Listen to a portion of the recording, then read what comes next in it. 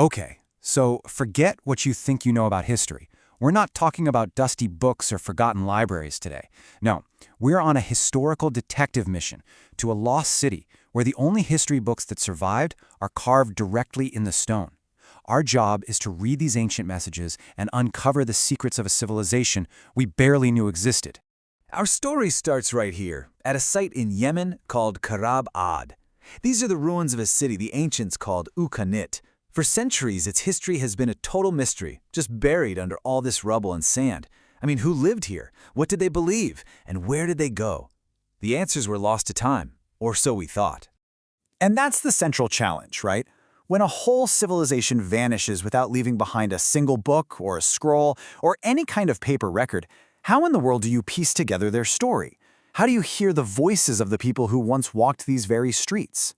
Well, the answer, it turns out, is literally written in stone, carved in an ancient script called Saban. These inscriptions are the city's only surviving records. Every single one is a clue, a fragment of a giant puzzle, just sitting there waiting for someone to finally put it all together. Now, before we really start our investigation, it's super important to understand where these clues are being gathered and why the mission to decode them is so incredibly urgent right now. This is the Kaint Museum, and as you can see, it's not some grand, sprawling institution. It's a small, local museum, and it's basically the headquarters for our investigation. Inside its single hall are these incredible stone-carved animal heads, ancient tools, and most importantly, the inscriptions that have been painstakingly recovered from the ruins. And the stakes, well, they couldn't be higher. The paper this whole explainer is based on, written by a scholar named Sarah Rietziger, makes the situation crystal clear. The ongoing war in Yemen has had a devastating impact on the country's cultural heritage. So preserving this knowledge isn't just some academic exercise, it's a literal race against time. To understand just how real that threat is, look at this number: 12,500. That's how many priceless artifacts were completely destroyed in a single airstrike back in 2015 on another museum in Yemen. It's a terrifying reminder that an entire chapter of history can be erased in a single moment. So, with that urgency fresh in our minds, let's get to work. It's time to join the scholars, become historical detectives ourselves, and finally start decoding these ancient messages to see what secrets they've been holding. Here is our first major clue. This beautifully preserved stone was found near a modern dam, and it doesn't tell a story of kings or great battles. No, it tells a much more personal story, a much more human one. So what does it say? The stone reads, "Satmat and his brother and their descendants have finished their burial place." And just like that, a name, Satmat, echoes across 2,000 years. You realize this isn't just a rock. It's a monument to a family's legacy, to their desire to simply be remembered. It's a direct connection to the people of Kaint. All right, our next clue shifts our focus from family life to the religious heart of the city. This is a piece of a building text, and as you can see, it's got this amazing bull figure. Now, in the ancient world, the bull was a huge symbol of strength and divinity, which tells us this building was probably very, very important. And as we decode more of these texts, one name just keeps popping up over and over: Thalab Riamim. This was the patron god of Kaint. He's mentioned as the Lord of Kadutin, which scholars are pretty sure was the name of the city's main temple. Getting to know this deity is absolutely key to understanding the city itself.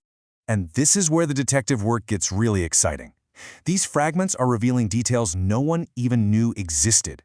They give us the name of another building, Arbkham, and, crucially, they provide the very first evidence that the people of Kaint also worshipped the sun god Shams.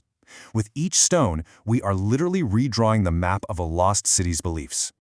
Okay, so we've examined the individual clues. Now it's time to step back, put the pieces of the puzzle together, and see what kind of picture of this lost city, Kaint, starts to emerge. This timeline shows just how revolutionary these discoveries really are. For a long time, everybody thought Kaint only really thrived between the 1st century BC and the 3rd century AD, but one of these newly documented inscriptions, it pushed that date back dramatically, suggesting the site was occupied as early as the 6th or 5th century BC. That single clue rewrites the entire first chapter of this city's history. So let's just recap what our investigation has uncovered. Thanks to these stones, we now know the city's true name, Uqanishat. We know the names of its temples and its gods, and we even know how its society was structured, with clans like the Banu Zurb who were clients to powerful patrons like the Banu Hamdan. From just a few fragments of rock, a picture of a complex, vibrant society is starting to come into focus. This all brings us to a final, really crucial question. Why does any of this matter? In the grand scheme of things, why should we care so much about these ancient, broken stones? Because there is still so much we don't know. What you're looking at here is an unexcavated underground basin at the site. What was it for? Who built it? We have no idea yet. Every single inscription we preserve is a potential key that could unlock the stories of structures just like this one that are still buried. These stones, they're our only connection to this lost chapter of human history. And that's the thought I really want to leave you with. Everything we've learned today came from just a small collection of inscriptions. It just makes you wonder, if a handful of stones can completely rewrite history and introduce us to a family that lived thousands of years ago, what other voices, what other lost cities are still out there, waiting in silence for someone to finally learn how to listen?